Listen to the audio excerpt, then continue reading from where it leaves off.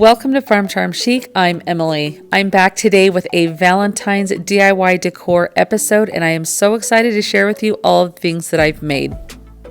In today's episode, I'm going to make an oversized Valentine using the most adorable retro Valentine print. I also found this darling cutout of a car at Dollar Tree. I'm going to make a love bug planter out of it, and I'm making a good friend of mine a Cupids Arrow. I'm so excited to show you all of these DIYs today. So how about we get started and let's go make some DIYs.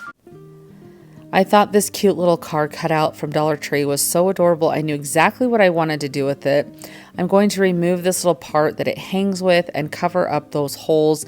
You can use hot glue, spackling, whatever you would like. We're just not going to hang it, so we don't need those holes. So we just want to make sure that you don't see those.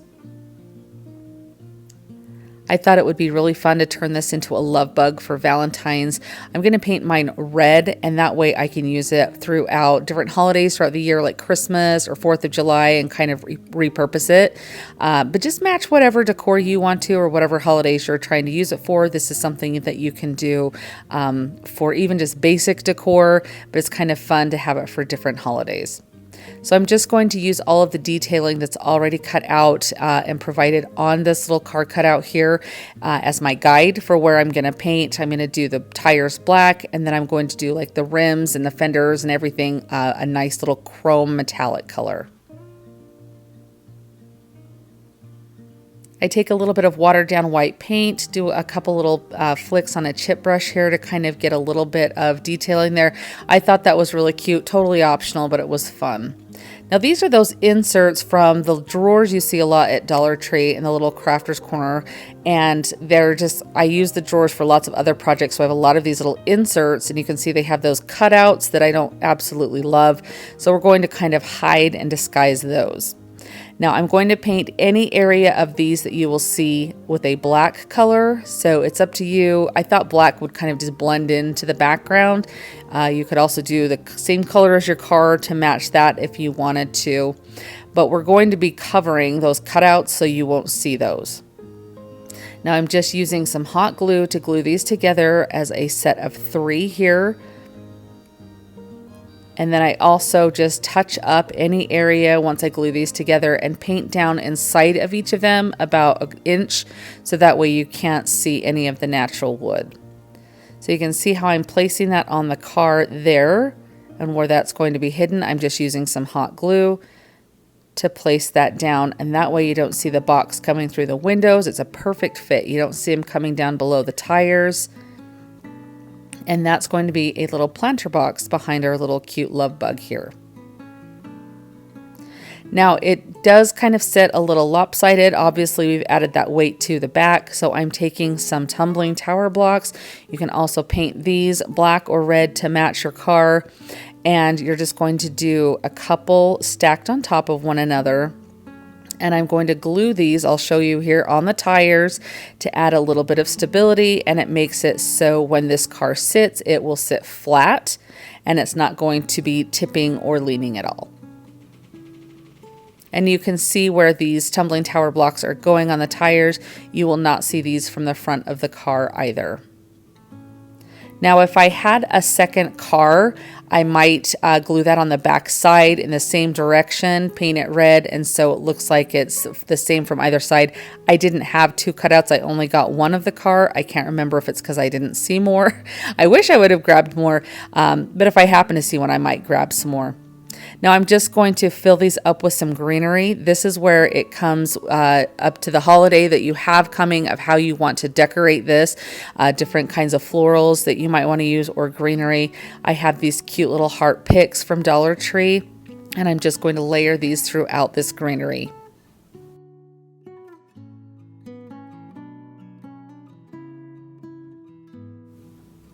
You can really use your creativity to come up with all sorts of different ways to decorate this for different holidays, or using different picks, florals, different ribbons. I just thought the cute little take on a love bug car for Valentine's was so fun, and I think this turns out to be the perfect little shelf sitter, and how versatile it is to be able to use it even if, like, I have red in my decor. I could use this year round or just for different holidays, but a little love bug for Valentine's Day I just think is the perfect touch. What do you guys think of this one? This is a redo project of one of the very first Valentine projects I did on my channel. I'm going to make a Cupids Arrow. Now this is a lot of stuff I just had on hand, but this right here is a cake decorating mold. I picked this up at Hobby Lobby. It was just a couple of dollars. It's a very thick silicone, and I'm just filling hot glue to make kind of like a beaded trim. I haven't tried air dry clay on it. That's what I'm going to try next, but the hot glue actually works really well. A lot of different types of crafting molds or resin molds are out there. If you have some of those, you could use those. I didn't really want to invest in any, so I went this route and it worked out pretty well. Now I'm removing the hanger from the back of this arrow. If you decide you want to hang it once you're done decorating it all up and everything, you can place that back on or use it just as a shelf sitter. Now I'm starting with a blank canvas here. I have these little half wood beads that I got at Hobby Lobby. You can also purchase them on Amazon. And then I'm going to, after that hot glue dries, I'm just going to remove that from my little mold here. It is still very delicate, so I'm just kind of taking my time separating that mold to pull that out. And once I get it out, I was like, holy cow, like this worked so well. And all you do, you can see I'm just pulling out the little one. I end up not using these little beads here, this little trim here. It just ended up being a little bit too little for this project, but I just thought I would still show you that even that little one comes out fine and you've got another little set there. Now all you do is just take your scissors, you're just going to cut that glue and it just gives you the size that you need to work with, and then you just glue it down with more hot glue. So it's kind of a cost-effective way maybe to kind of not have to go out and buy other little wood beads there. I don't know, just another little trick or hack to have in your crafting arsenal. I just thought it was kind of fun, and I definitely wanted to show you guys how it turned out. Now, I made one of these arrows several years back, and I have a friend who absolutely loves it and is always asking when I'm going to make her one. And so I thought this year, I'm like, I'm going to redo this project, update my video and how I decorate this. And I'm finally getting around to it. So it turns out really cute and really fun. And I think the whole arrow thing with Valentine's just fits so perfectly because of Cupid and his cute little arrow. So it's just kind of a fun little, not so obvious Valentine decor, but yet it's just perfect. Now I'm using my miter box to cut some of this wood trim down. You might have some resin molds that you could use to make some additional details on here. I picked this little swirly trim up at Lowe's. It was like a 6-foot piece for $5 or $6 that I have, and I've used it for several projects, but I just cut it at a 45-degree angle to match the angle on the arrow here. Now I just glue everything down with hot glue. I'm just gluing these little half beads on here, just doing my best to line them up, making sure that they're not going ski-wampus or anything. You can use a ruler and draw a straight line if you want. You can eyeball it. I do want this kind of look a little rustic, so if they're a little bit off center, that's fine too. Using my heat tool, I'm just blasting it to get any of the little hot glue webs off of there. I also decided to close off this part of the arrow here with a couple little more of those hot glue beads that I made, and I thought that just kind of was a good finishing touch. And I did decide it needed one more half bead here, so I'm just gluing that on.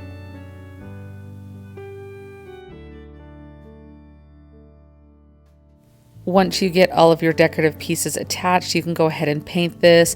Spray painting would be a great option. However, where I live, it's just so cold you can't really spray paint this time of year. So I just had to do it with a brush, and it took about 3 coats of white paint to get the coverage that I want. But now looking at this, it all looks great. You can't see any of the wood or anything. So I just want to go ahead and antique this up a little bit. So this is just some Waverly antiquing wax, and I'm just starting with a little bit on the end here, and it's going on very thick, which I really didn't want on this particular project. So I end up getting my mister bottle out and just kind of spraying it. It's just going to loosen up the texture of that antiquing wax, and it just makes it much more easy to spread and get in between all of those little grooves of all of the little beading on that hot glue trim that I made, and it works out perfect. It was just too thick straight out of the bottle to kind of get in there and do what I wanted it to. So this not only makes your antiquing wax last a lot longer, but it really gives you kind of a nice texture to work with when trying to get into the grooves. Now I'm just taking a baby wipe to wipe this all back. You can see I get into everywhere to just kind of brighten up where that white paint was, and then where all of your trim work is, that antiquing wax will go down in and settle and give you that nice contrast of that antiqued aged look. After you get all of your antiquing wax wiped back, if you want to brighten any of the high spots there, I'm just dry brushing a little bit more white paint on the top. This just kind of cleans it up and gives you a little bit more of a contrast. You can see I'll dip it in my paint, wipe most of the paint off, but just very lightly go over the top.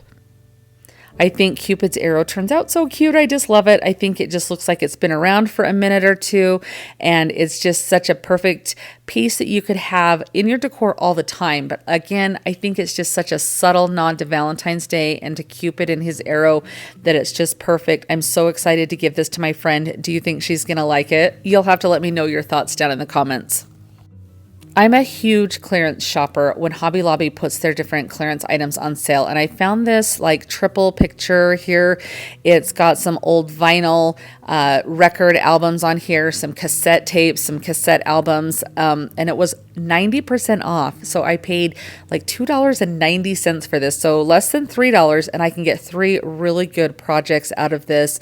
Now you just want to know that when you're shopping clearance like this, you're looking for things that are going to be good shape, nice bones, like nice sturdy pieces to use. And in instances like this, I got items that are way better than like Dollar Tree items for even less than what I would pay there. So it definitely pays to shop the clearance. Now I'm just using my heat tool to get this sticker off of the back here. This just melts that adhesive. This heat tool is honestly like one of the best crafting tools I have in my arsenal here. There's a link for it down in the description box, but if you don't have a heat tool, I highly recommend getting one.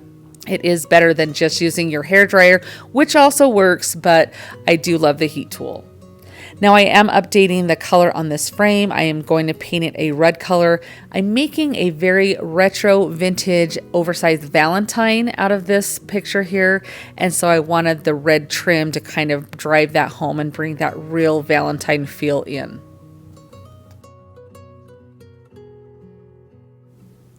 I found these beautiful retro printables on Etsy. The package that I purchased ended up coming with like over 100 different images. It was about $3 or $4 that I paid for all of them. So many different fun ideas and things that I can use these for. Now I printed 2 of these copies out, and one of them I cut the little shapes out of the little hearts that were on there, and then the cute little Valentine's banner. On my sign, I put a layer of Mod Podge and let it dry completely. And then I just placed my little Valentine card on it, and I'm going to place some parchment paper over and take my little mini heat press here. You can also use an iron and go over this. This is going to activate that Mod Podge. It's going to heat it up and act as an adhesive bond between your surface and your paper. If you guys have watched me for a long time, you know that I was scared to death to try this technique because I don't know what I was so scared about. But Tammy over at Happiness Created, she was so sweet one night and walked me through the whole process and told me how to do it. And she's like, you'll never go back. And she's correct. I love this method. So don't be scared. It's going to work just great for you. Now on these little shapes, I wanted to add some little glitter detail on them to kind of drive home that really retros 50s, 60s feel. A lot of times Valentines back then were flocked or had different like glitter detail on them, and I just thought it would be so fun to have that real authentic feel. So just using Mod Podge around the edges, and with a paintbrush I've even done like some cute little like the wings on the little birds, and just done some different colors of glitter to bring that really retro feel in. Totally optional, but I really think it makes this piece pop, and it totally is what sets it apart.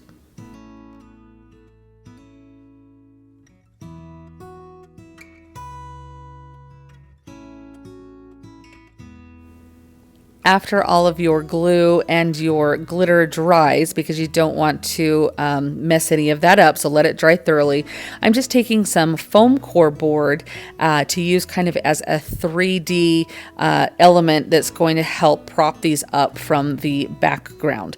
So some cardboard would work. You can actually buy some 3D like background sticker things to elevate them, but I'm just using some scraps of some foam core board that I have, and it works great. So you're just going to cut it down to some little pieces that will work to prop your little pieces up, and you're just going to hot glue them to the back of each of these little surfaces and then hot glue them onto your picture.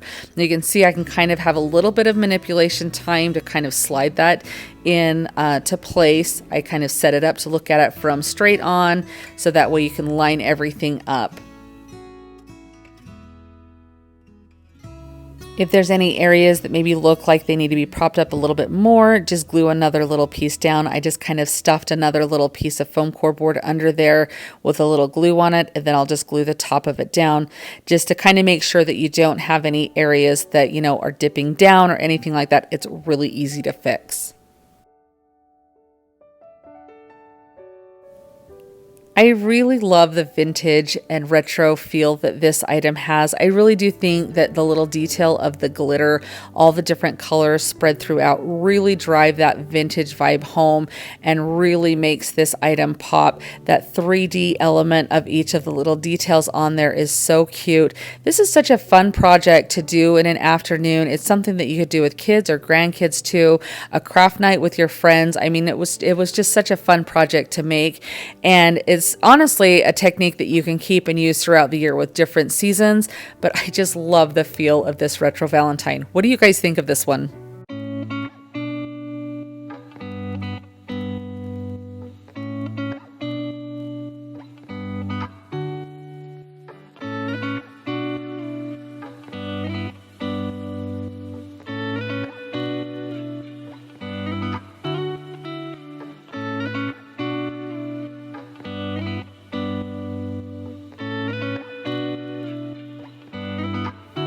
I had a lot of fun creating these Valentine DIYs today.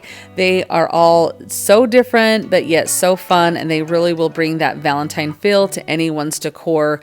I don't do a whole lot of Valentine decorating, so it's nice to have a couple of pieces that really drive home the Valentine feel, and I just think these all will do such a great job of doing that. I would love to know which one you guys loved the best today, or if you're going to try one, which one you're going to try. If you've made it this far in the video, thank you so much for watching. In the comments, leave me your favorite color heart emoji for Valentine's. We'll make it look like we have candy conversation hearts all over the comments area. It will be so fun. Thank you so much for joining me today, and I'll see you next time. Happy crafting! If you like the video that you just saw and you want to keep crafting together, here's another video that you might enjoy. And as always, remember to like and subscribe. Thanks so much for watching. I'll see you next time.